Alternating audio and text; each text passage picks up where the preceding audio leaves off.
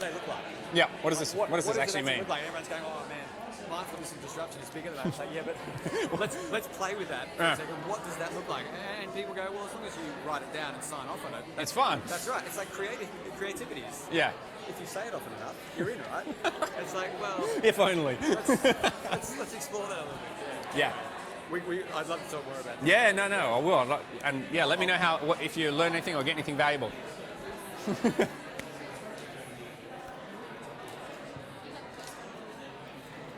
Are there good things in there? I haven't looked in there yet. It's a pretty cool collection of stuff. I'm going to have to get one for my kids. Oh, they made it. Good. So this was a big thing about whether or not they were going to arrive. Oh, wow. See, I got rich chocolate pudding. Oh, you can trade. The Wand of Narcissus.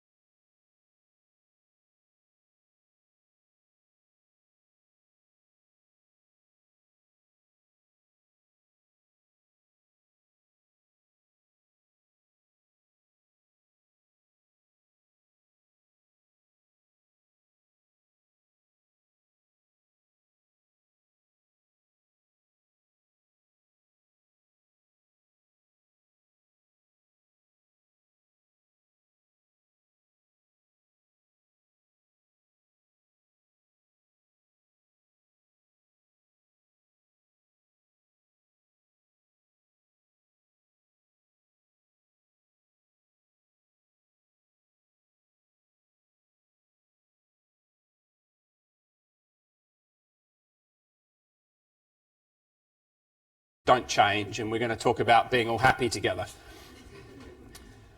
Culture is not soft and fluffy. Culture is built for a purpose. Both of these are cats. One of them is designed to be an amazing predator. I don't know what that's designed for.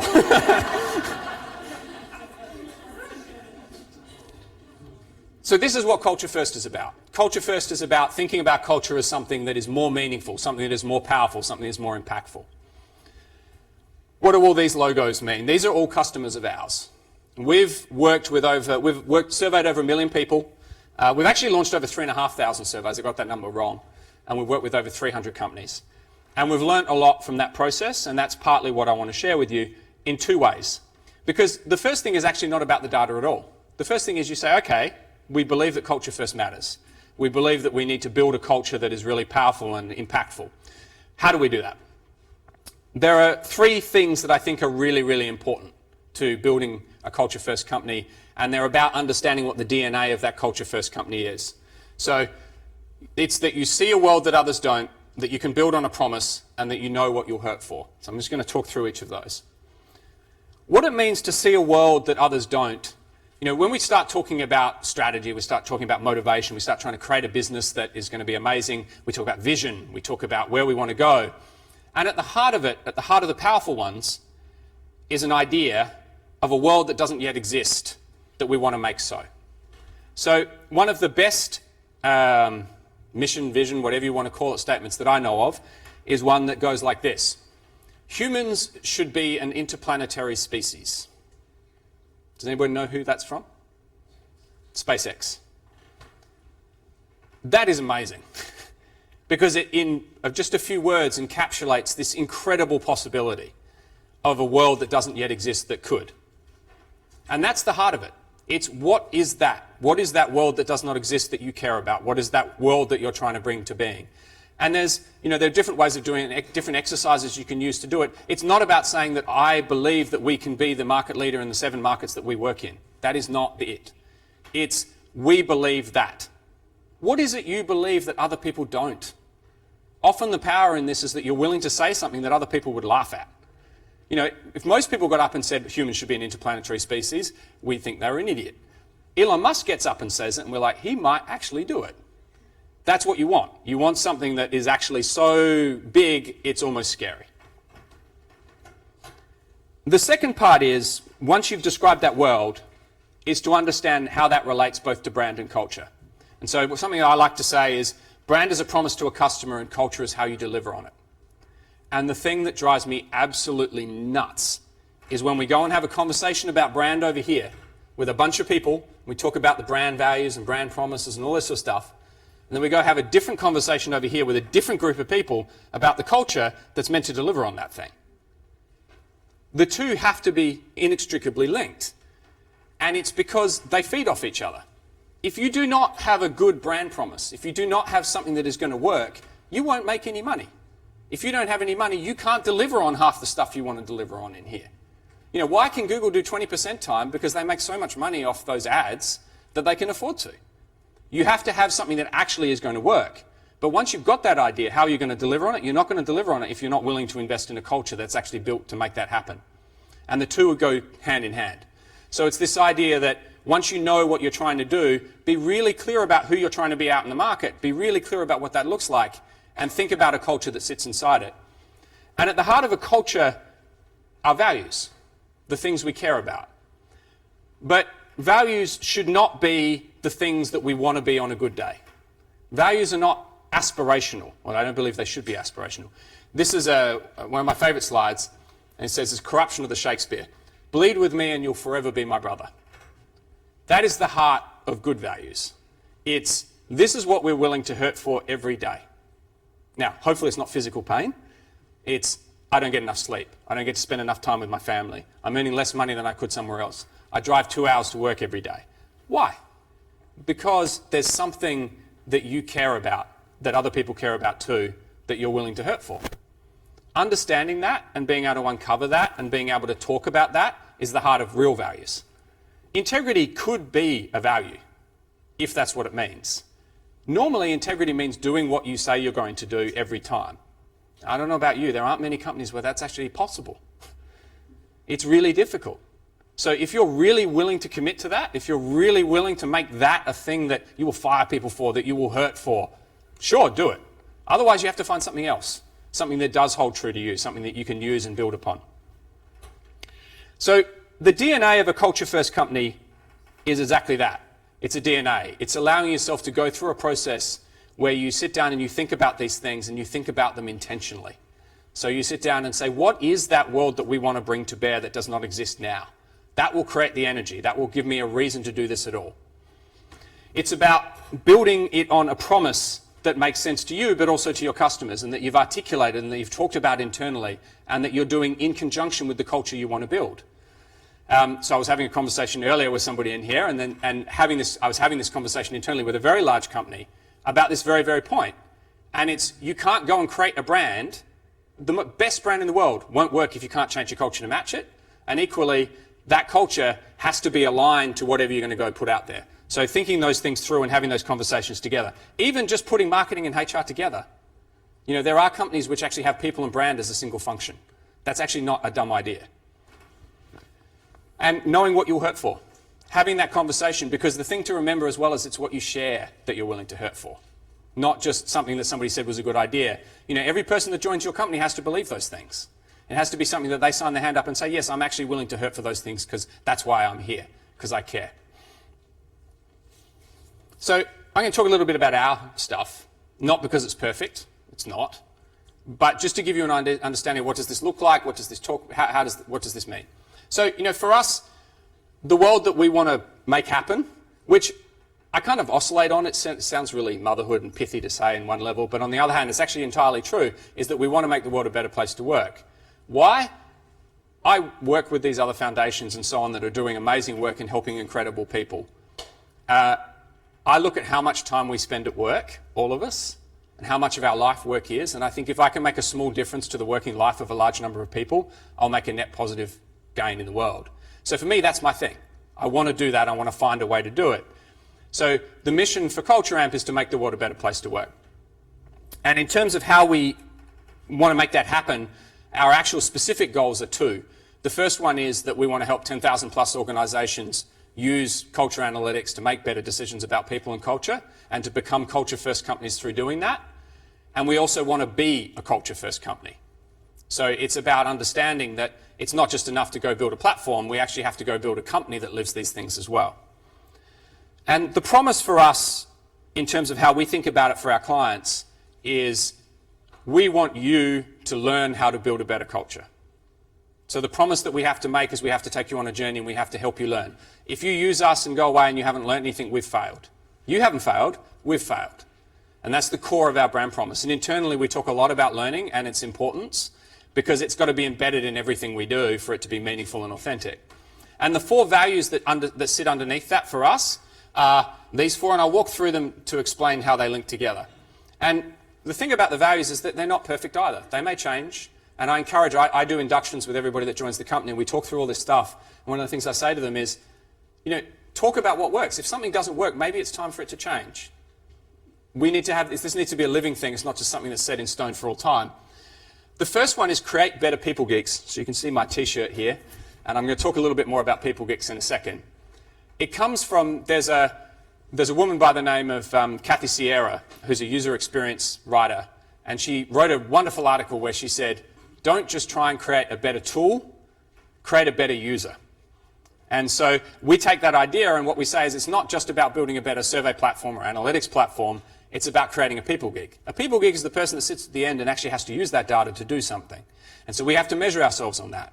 And so for us, this encapsulates a lot of things for us as a company. Internally, you have to be a people geek to come and work with us. It doesn't matter if you're accounts or sales or anything, you have to care about that stuff. Externally, it's about creating a community of people geeks, whether you use our tool or not. I mean, a lot of what it's about tonight is for me I want to get up in here and tell you our story, and hopefully that will entertain you, but also for you to meet other people. And if 90% of you never use our tool, I don't mind, as long as you're becoming people geeks. That's our goal. We want to create as many people geeks as we can.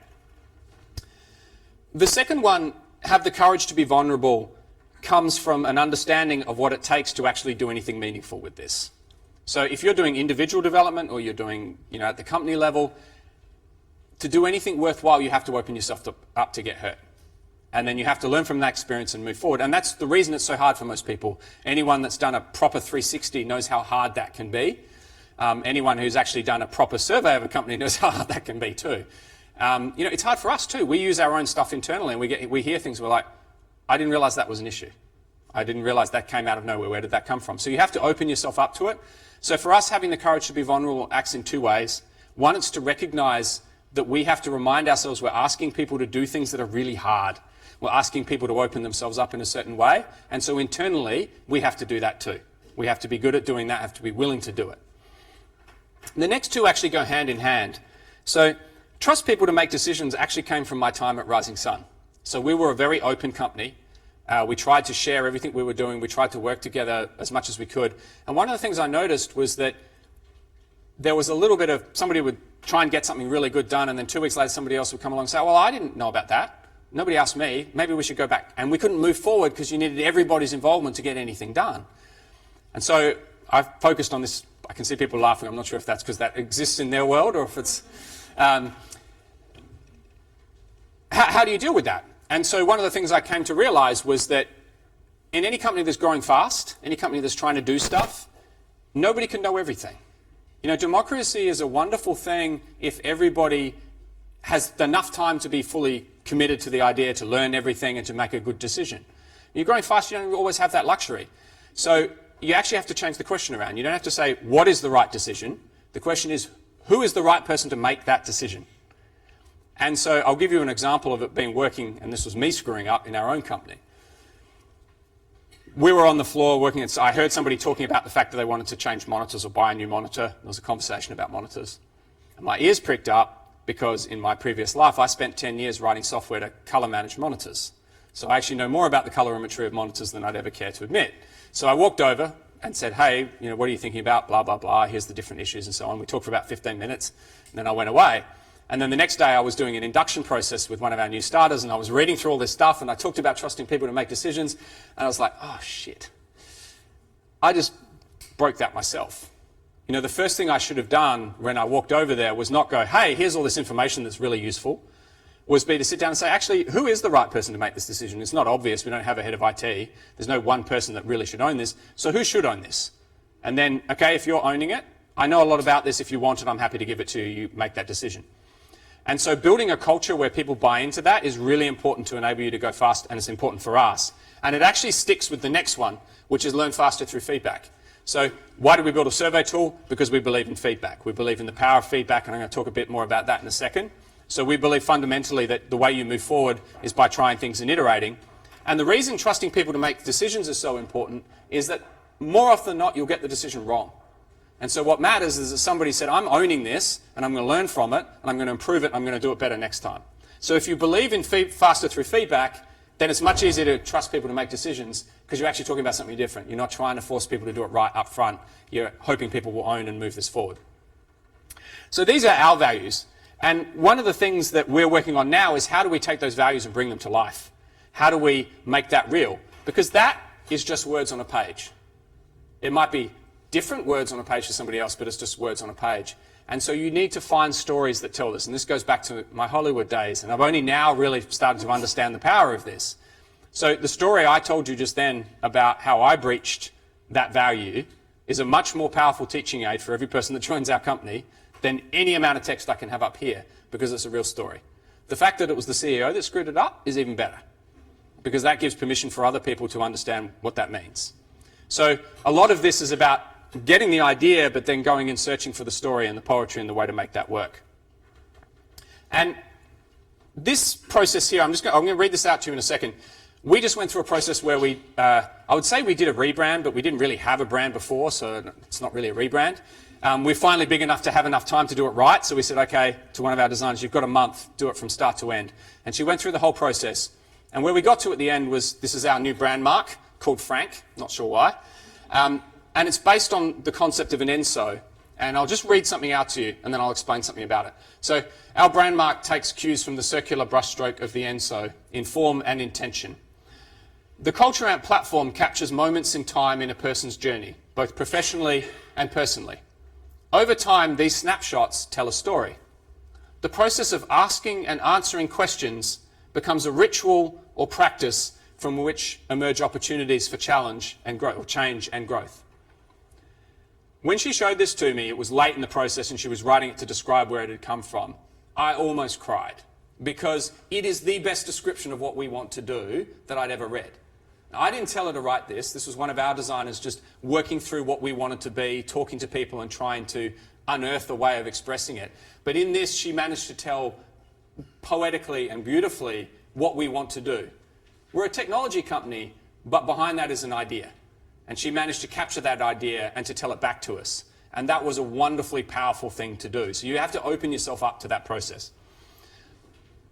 The second part of how this manifests for us is the people geek idea. And it actually came out of a somewhat chance thing. We were doing our first batch of t-shirts, and we're like, what should we have on the label? We couldn't come up with anything. And we tried all these different ideas, and then somebody walked past with a t-shirt for another company. I can't remember which company it was. I think it was New Relic. And it said Data Nerd. And so we took that and we started riffing on it, and then somebody came up with the idea of People Geek, and we kind of looked at it, oh, that's a bit silly. But it sort of sat in the corner, and we kept coming back to it, and we were like, actually, that is it. That's who we do all this for. That's who we are. That's who we want to go find. In Seth Godin terms, that's our tribe. And for us, a People Geek is a mix of the hard and the soft.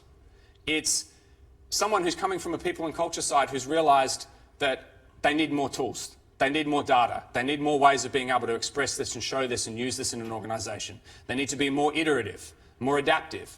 But it's also engineers, it's finance people, it's analytic people saying, at the end of the day, the only lever I've got is people and culture. And it's that combination of the two, it's a people geek. So that's for us as good a manifestation of us and the culture that we want to build as anything, is knowing who you are, and we are people geeks. So we have a software company and we talk about data, and this is probably the most overused quote in Silicon Valley.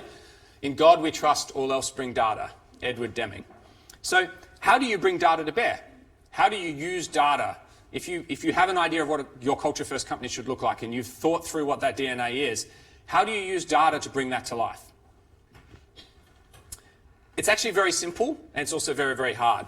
So this is the learn, act, repeat loop. You learn, you act, and you repeat. And you do this over and over again. And in the core of it, it's about asking questions. Asking the right questions, using those questions to build a case for change, fixing something, and then going around again. And without talking about technology, without talking about data, that's all you actually have to know. If you can do that, you can do everything else.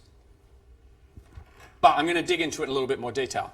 So the first thing is, if you start talking about asking questions, collecting data, getting into this iterative process, people start talking about, this works at different levels. So a lot of what we do with clients is working at the organizational level. Engagement surveys, onboard surveys, offboard surveys. But it also at the personal level. So we work manager effectiveness, manager 180. How many people have read Laszlo's Block's book from Google? Okay, a couple of people. That's a really interesting book because he basically describes what they went through at Google. At Google, Larry turned up one day and said, we don't need managers, get rid of a lot of them. So they did. Got rid of all of them. And then 6 weeks later, they went, that was a really bad idea. But being engineers, it wasn't enough just to bring people back in. They had to sit down and say, well, why do we need managers? And what makes good ones? And so on.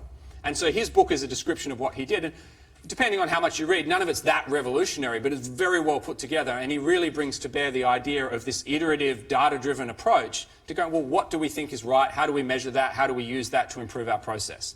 And these are the sorts of things we like to help people with on the platform. And one of the questions that I get all the time is, okay, I know what I'm trying to do. I want to do this stuff. How often should I be asking these questions? And there's lots of stuff going around. So there's some people saying, well, you've got to do this big thing. And for everybody that's done, how many people have done a big annual engagement survey that took way too long? Yeah, most people. Okay. So there's that process. And I like to make an analogy between this and finance, which is doing that sort of thing is like a balance sheet. It gives you a really good understanding of the health of your business.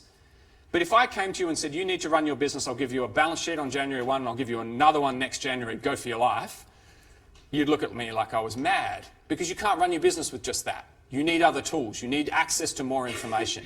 And so there's a lot of talk at the moment about people collecting data faster, collecting more data, and that can be really valuable because it gives you more information. So things like tracking surveys and pulse surveying, pulse surveying where you're going out saying, let's collect data every month, or let's collect data every quarter, is like a P&L. It's helping you understand what's changing in between so that you can see what's going on and you can change your course. Like if you do a big thing at the start of the year and you realize collaboration is a problem, do you want to wait a year to find out whether or not you've improved it?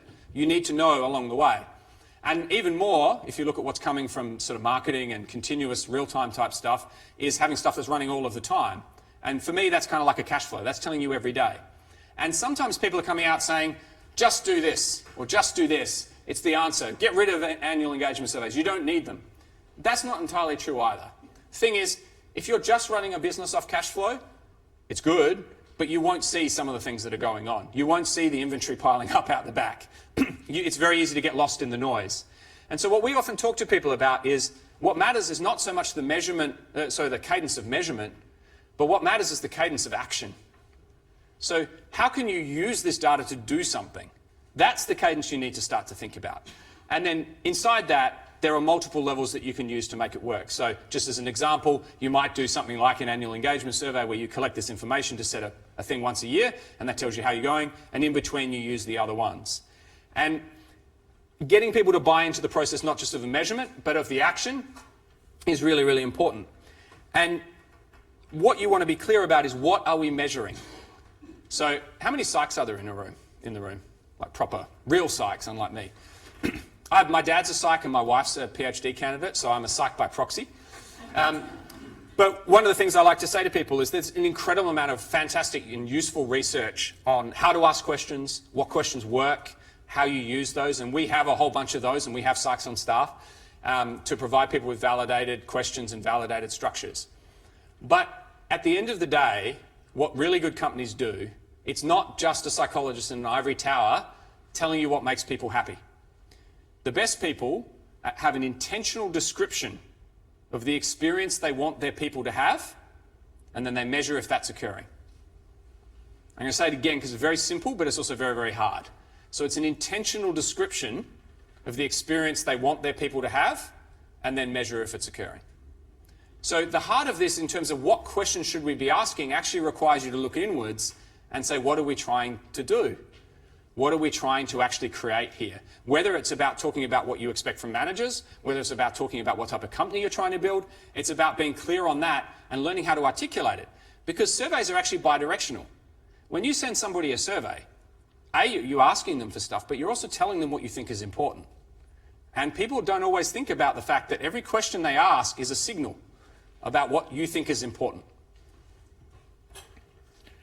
And if you're not going to do anything, if the question's too hard, don't ask. So I love how many times you come to this situation where you run the whole thing and they sit back and go, I'm sure glad that hole's at the other end of the boat. Pay's a classic one, but there are things where if the executives are not going to be able to deal with the result, and so we always talk to people, when you're going to use a question, when you're talking about should we have this question in or out, simple test. What will you do if you get a good score, and what will you do if you get a bad score? If the answer is nothing, don't ask the question, because you're just going to create pain. Speaking of nothing, one of the most powerful things you can do when you go through this process, so you collect the data, you start to get a picture of what's going on. Before you leap into actually starting to say, we should do this, we should do that, you step back and you say, what happens if we do nothing? And you use the data to explore that space. So if you're running an engagement survey, for example, and you're using a retention question like, I still see myself here in 2 years' time. You look at the demographic breakdown on it, you can start to see some really interesting stuff. So you can sit down. I was working with a particular client, and we're looking at this, and I said, oh, what's this team over here? And they said, oh, that's our product management team. We just bought a company. We're really excited. These people have come on board. That's going to change our whole business. I said, great. Their answer to that, only 20% of people agreed with that question. Let's just work out the maths. They're all going to be gone in 2 years. And they're like, whoa. And they're like, oh, let's look at this one. Half of them are going to be gone. And let's look at the men versus women. Yeah, they're all gone too. Work that through. If you turn around and say, okay, we have a choice. What the data is telling us is that we can choose to do nothing. And if we choose to do nothing, half this department's going to go. 2/3 of these people are going to go. These people are not going to take risks anymore because they don't see the point. That's the conversation you have to have before you even start talking about what you are going to do. Because until people can see a reason to, there's no drive there. And so this is a really important part when you're going back and actually presenting to executives. It's all cost benefit. It's all trade-offs. So you need them to understand you have a choice. You can do nothing. That's an active choice which will have consequences. Here, now, none of this is perfect, but we can use the data to start to tell a story. We can use the data to take people on a journey to see what this might look like. And then once you've done that, you've said, okay, now I've got your attention because that company you just bought for $20 million is all going to walk out the door. Now I have to have the opposite battle, which is I have to convince you to let me only do one thing. Because you're going to want me to fix 6. And then each department's going to want me to fix another 3. And you're going to die. It's not possible. Change management is very, very, very difficult. And so really the cycle is, okay, I've got your attention, we're going to make a change, let's fix one thing. And this is where the magic happens, and this is the thing that almost everybody fails at, and I put my hand up and say I fail at this too. Do it again. Nothing happens until you go round again. So it's not about doing something once and creating this great change program and then launching off and then it all faltering and not falling down. It's like you do this process and you say, great, we've learned something. We're going to go do this. We're going to fix it. And then we're going to measure again. And we're going to find out if it worked. Maybe it didn't work. We're going to do it again and again. Okay, now we've done it. And not only have we done it, we've actually created some goodwill now because we actually understand that this is possible, that you can actually achieve something if you go and do it. So, sort of in summary, the things that I would like you to take away, the things that I'd like you to think about are the world of work is changing. So should you. Building a culture-first company is not something that's nice to have. It's something that's actually essential if you want to succeed. To do that, you have to understand your DNA. You have to know what you're willing to hurt for. You have to know who you want to be. And then once you have that, you need to go through this process. You need to go through this learn, act, repeat cycle. You need to ask the right questions. And psychologists, consultants, people, companies like us, we can help you ask the right questions, but only you know what those are. You need to build that case for change, and you need to fix one thing and then do it again. So on that note, I will bring my presentation to an end. But I'd like to leave you with my favourite quote from George Bernard Shaw, which is an anthem to entrepreneurship. People who say it cannot be done should not interrupt those that are doing it. Thank you.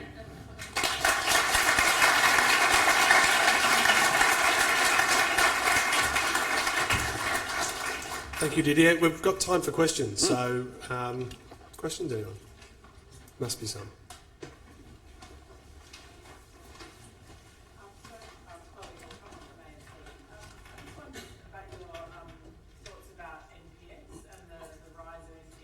EMPS or MPS? Well, NPS and EMPS, and it was a really interesting presentation. I was just interested in your view on that part.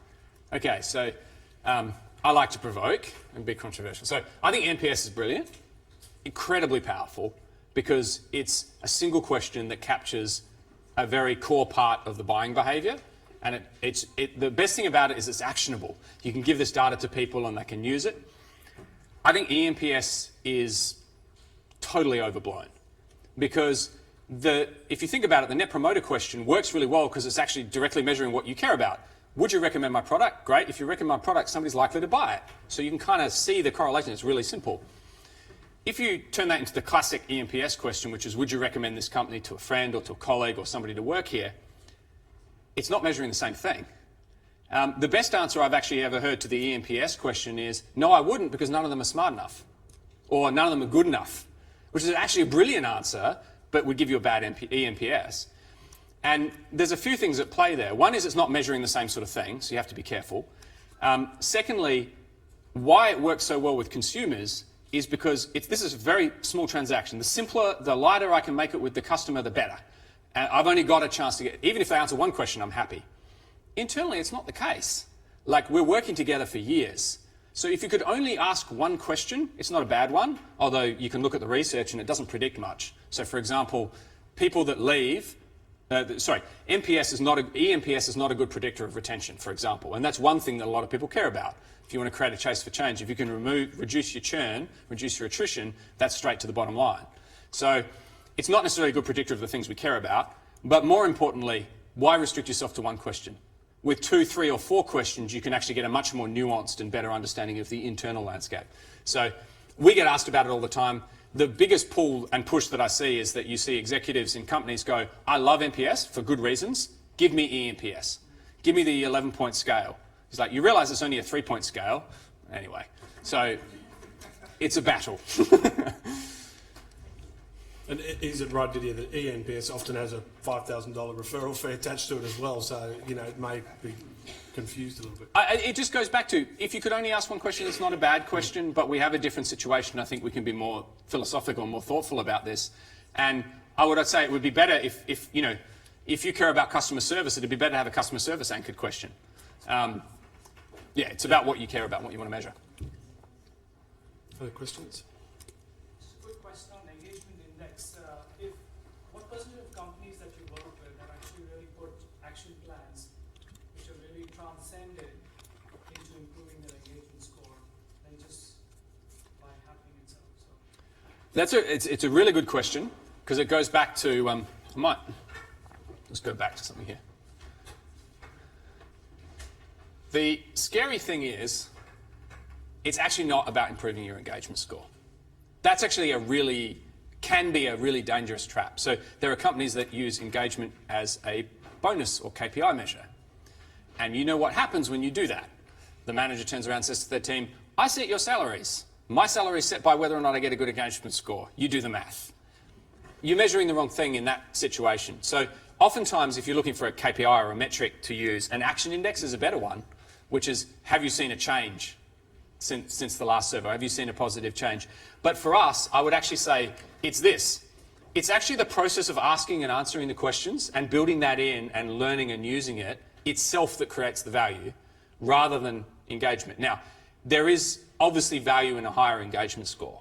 And there's a lot of research to show why companies that do well on engagement scores do more effectively and better as companies as well. So the goal is still to get a high engagement score, but it's not ultimately to say, I'm at 72, tomorrow I have to get to 74. And one of the things that we're exploring internally and working with some of our clients is there's a really interesting intersection between collecting this data and then using it, rather than using it as a closed end, using it as an open end, so integrating something like design thinking, where you do this whole thing. You run your survey and you say, okay, this is the area, and then rather than saying, okay, we did badly on this question, you turn that around and you turn into how might we question. So how might we collaborate better across organisational boundaries? And so what you're taking now is a question for people to use and rally around and understand and try and improve the company, rather than we scored 68 on collaboration, let's get that to 72. So it's actually a nuanced thing. But to answer the very specific part of your question, it's hard. Probably 10 to 20% of companies do it well, not because they're incompetent, just because it's really hard. I mean, I would say we don't do it well internally. So it's something that takes a lot of discipline to do well. But there are companies that have, Airbnb is a company that we've worked with for a couple of years, and they've done amazing work in terms of taking their data and using it. And one of the things that I love was that their VP of People said when he was interviewed for the job, part of what they did at the final stage was they actually took our survey results and gave them to him and said, take that information and build a 90-day plan for what you're going to do for the company. And so he got to know us through that process, and then we got to know him when he joined it. And so there are companies like that that have inbuilt into their company how they use this data to improve things throughout it. But it's really hard. I promise I won't have that long an answer to the next question. Any other questions? Come on, I need 3. 2's. Thank you. I come across a lot of, I guess, the culture diversity when we go through the recruitment process. Mm-hmm. And of course, one of the big things across, especially financial services, is gender equality. Yep. I guess the company is new, so it's incorporated. But I guess the formula of what you do prior and what you do now, does that have a big effect in terms of how you put all that together in terms of helping the businesses?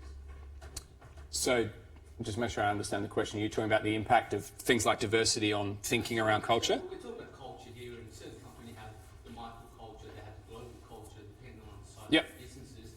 And now we've got this new variable that part of our process when we do a short Sure. we have to Like the Rooney laws and those sorts of things. Absolutely, Yeah. absolutely. And it's just interesting to see what other companies and how they're handling that. People are handling it in different ways. I think the good thing is there's an increasing understanding of the value of diversity, and that the value is not through representation necessarily, but actually because having a diverse group of people is a better creative problem-solving approach. And diversity is many things. It's gender, it's age, it's ethnicity, it's background. And so there's a tricky balance. So there's a guy in the Valley who made a really good point. When you're really early on, too much diversity can actually hurt because you spend too much time fighting over what you're even trying to do and you're trying to survive. But as you grow, if you don't build it in, you become really brittle and you get wiped out. And so that's the big challenge. How do you balance those two? And I think there's been a massive shift in the last couple of years to wanting to get more diversity because it's valuable. There you go. You get to see my calendar and everything that I have to do. Where I've seen people start to do some interesting things is situations like saying, we're hiring engineers, we don't have enough female engineers, we are going to force ourselves to interview an equal number of both genders. And where that's been deployed and worked, it's worked because what they've done is they've basically said, we're going to force the organisation to go out of its comfort zone to find those people and then let the rest take care of itself further down the track. And so there's lots of things like that that are being tried and tested. I actually saw today there's a startup that just launched whose only thing is that they basically help people access diverser pools than they already have. And so it's a technology play to aggregate access because it says, the biggest issue for a lot of people is getting access. So what I'm seeing is two things. One is there a commitment to it? And there's a long way to go, but it's better. And I can say quite honestly, we have this issue too. So we were started by 4 mid to late 30s, white, brunette IT guys. Not much diversity. And growing the company, we're at the point, we're still small, we don't have any female execs. And that's a really bad thing for us. It's also not something I can necessarily change tomorrow because I'm trying to work out how to make all this happen. And so to be, I don't know how many people know about the learning model things, like from unconscious incompetence to conscious incompetence. That's the first step. That's where we are. We're consciously incompetent, and now we're trying to get to the next phase. So right now, I think the thing for most people is just to be aware and to want to do it, and then start to share the stories of what worked and so on. I'd like to bring the business cards up if we can, and if you haven't put them in, please put them in. And if there's any other questions, now's the time to ask. Didier. Yes. How does a small Australian entity influence up to a European-centric parent? Which European country? Oh, yeah, that's a great question. I mean, actually, it's the foundation of the question is fantastic too, because culture's hard in a monoculture. When you start talking about real geographic diversity, then you're bringing into bear all sorts of other things like all the models that go into that. And there's a lot of thinking about it. My general approach with this sort of stuff is actually to try and take away those things as influence and say it's not about the countries. It's actually about why does this need to influence that? So you sort of go back and say, well, is it because you're seeing a market they're not seeing? Is it because you're exposed to something they need to learn? What's the opportunity here that might make this change? I'd have to say that very specific question, much smarter than people than I could probably answer, and it comes down very much to the two. So my dad's PhD thesis was a Japanese-Australian cultural assimilator, looking at exactly that issue between two specific cultures, and it's incredibly difficult. I spoke to a guy who's a very wealthy businessman. I asked him once what the hardest problem he had to solve was, and he says managing across cultures. By far and away the hardest problem. Just waiting for Kim to bring the cards down. Yep. All right, do I get to pick a card? You do 2, in fact. 2 cards? 2. At the same time or one You after? can do whatever you like. Yeah. There's a case of wine for each prize. Oh, nice. You're very lucky. We can deliver it to you later if you need to.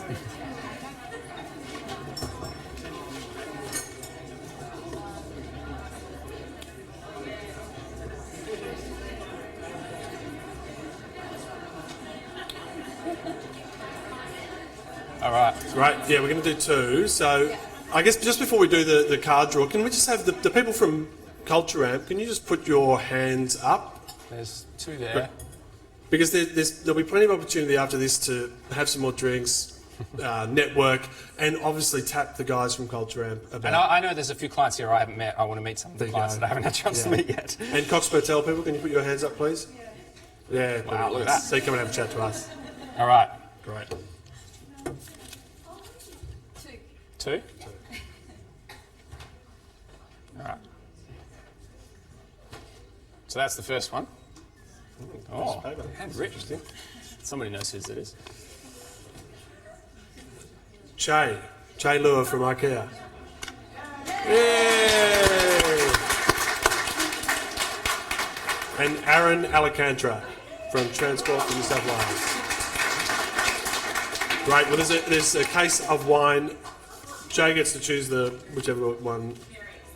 Great. There you go. You can choose either red or white, whatever you like. There you go. I'll put those So, back in. if there's any more questions, well, please hit the guys up. They're definitely keen to answer any questions you might have or talk about culture. And thank you so much, everyone, for coming. It's been fantastic. Thank you. you. Thank you. Right. Can I unmic myself now, or am I going to be live streamed for the rest of the night? Have to be careful. Thank you. Good work, Kim. Thank you very much.